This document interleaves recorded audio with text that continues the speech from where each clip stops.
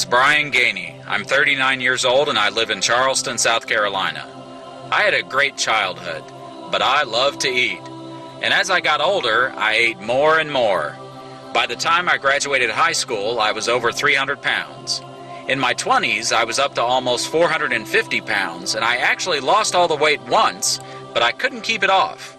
After working so hard, I gained all of it back in half the time it took me to lose it.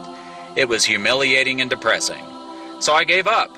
I just decided that I would be overweight the rest of my life, and there was nothing I could do about it. This is from a video taken from a public speaking training class I was in a few years ago. Remember those pants, they're going to come up again later. I was bigger than I had ever been, but I felt helpless to do anything about it.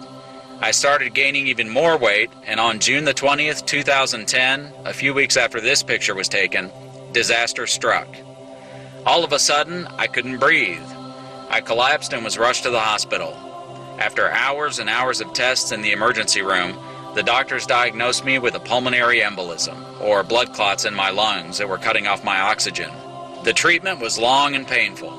I was on oxygen 24 hours a day and was on a constant IV pump of blood thinners. For 6 long days, I laid in that hospital bed. The low point came when I needed help going to the bathroom. I have never been more miserable in my entire life. While I was in the hospital, I had plenty of time to think. At first, I felt like a victim, like somebody or something had done this to me. But then reality set in and the pain turned to anger. My condition was unacceptable and I intended to do something about it. The doctors all suggested weight loss surgery, but that would have meant I'd have to come back to the hospital. No thanks, I told them, because when I walk out of here, I'm not coming back. When I finally got home, I still had problems breathing and couldn't walk on my own, but I knew I had to get moving. I discovered I could push a grocery cart around the store because it gave me something to lean on. After a few weeks of doing that, I graduated to walking to the mailbox at the end of my driveway over and over. From there, I took off like a rocket. I began walking mile after mile, seeking out every local walking trail I could find. I even took my brother along once just to be sure I would make it back. I modeled my eating plan after what I had learned in the hospital. I ate 5 and 6 times a day, fruits, vegetables, whole grains, lean meats, low-fat dairy, and lots of oatmeal. I drank water by the gallon. Then I decided to join the gym at my work.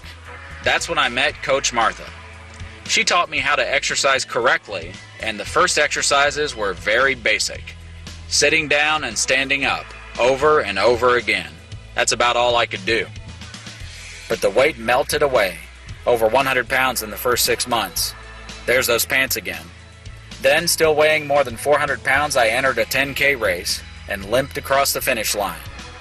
Then I entered American Heart Association's Heart Walk, where I won a Lifestyle Change Award. Then came the Susan G. Komen Race for the Cure. All along the way, Martha kept intensifying my workouts. 3 times a week, she would have me go up and down the stairs carrying a 45-pound weight, as well as do other things that once seemed impossible.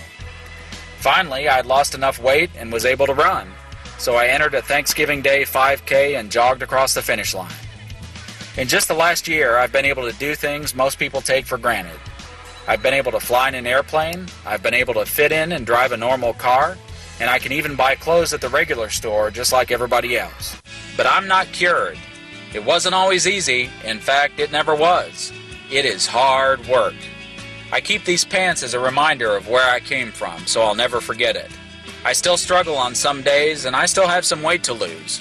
But I figured it was worth it to stop just this one time and look back and see how far I've come, and maybe give other people some hope. You can take your life back. You don't have to accept being overweight.